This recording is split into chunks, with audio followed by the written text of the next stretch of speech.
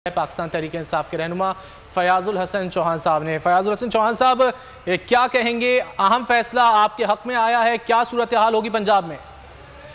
बिस्मिल्लाहिर्रहमानिर्रहीम। पंजाब की सूरत हाल ये है कि नाअहल और नकम्मी और नालायक और इल्लीगल हुकूमत खत्म हो गई। जो शाख नाजिक पे आशियाना बनेगा नापायदार होगा।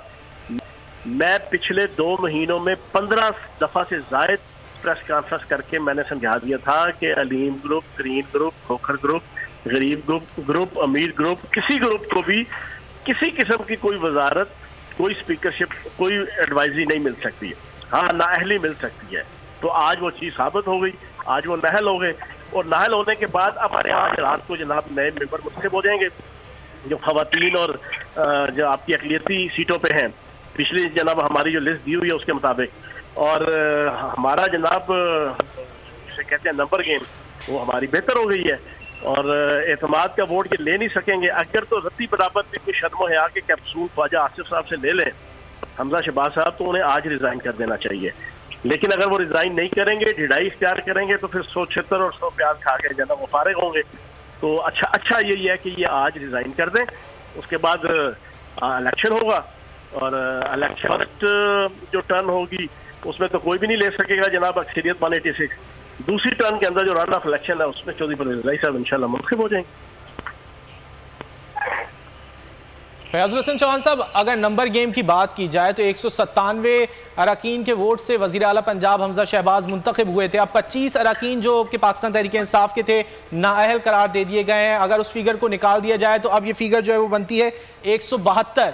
तो अब 172 अरकान मुस्लिम लीग नून के पास हैं। तो आपके पास कितनी जो है वो अक्सरियत हासिल होगी अरकान की?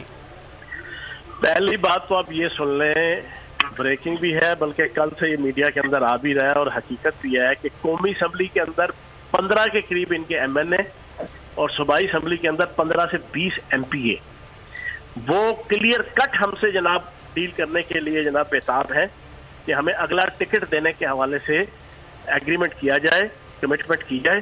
तो जनाब हम इलेक्शन कमीशन के जो वफाक का फैसला है कि एब्सटेन रहने में जनाब डिफेक्शन क्लास नहीं रखी है उन्होंने, तो वो कहते हैं जी कि हम एब्सटेन रहेंगे।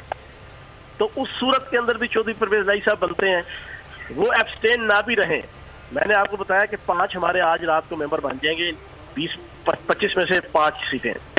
उसके बाद इनके अभी भी 5 से 7 बंदे हैं कि जो इनसे मुतनफर है, जो पिछले 3.5 साल से, वो भी एब्सटेन रहेंगे। तो जनाब इनके पास जनाब फयाजुल हसन चौहान साहब, कता कलामी के लिए माजरत, अगर वो एब्सटेन रहते हैं तो फिर जो पाकिस्तान तहरीक इंसाफ के MNAs थे मुनहरिफ और जो MPAs होंगे मुस्लिम लीग नून के, उनमें क्या फर्क रह जाएगा? फर्क को आप छोड़े ना, जब अदालत ने फैसला दे दिया, chief election commissioner general high court के बराबर की अदालत है, जब अदालत ने फैसला दे दिया कि एब्सटेन रहने के अंदर जनाब किसी किस्म की कोई डिफेक्शन क्लास नहीं लगती, तो हम तो कानून और आइन के मुताबिक मैं बात कर रहा हूँ।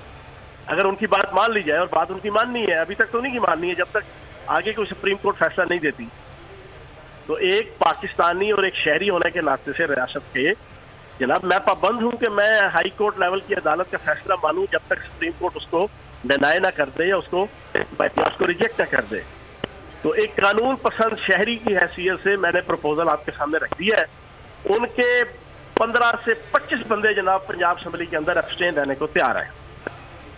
ठीक है, देखते हैं कि पंजाब की सूरत हाल क्या रुख इख्तियार करती है इलेक्शन कमीशन ऑफ पाकिस्तान के इस अहम फैसले के बाद, जिसमें पाकिस्तान तहरीक इंसाफ के 25 मुनहरिफ अरकान को नाअहल करार दिया गया है। फयाजुल हसन चौहान साहब, आपने वक्त निकाला हमसे गुफ्तगू किया।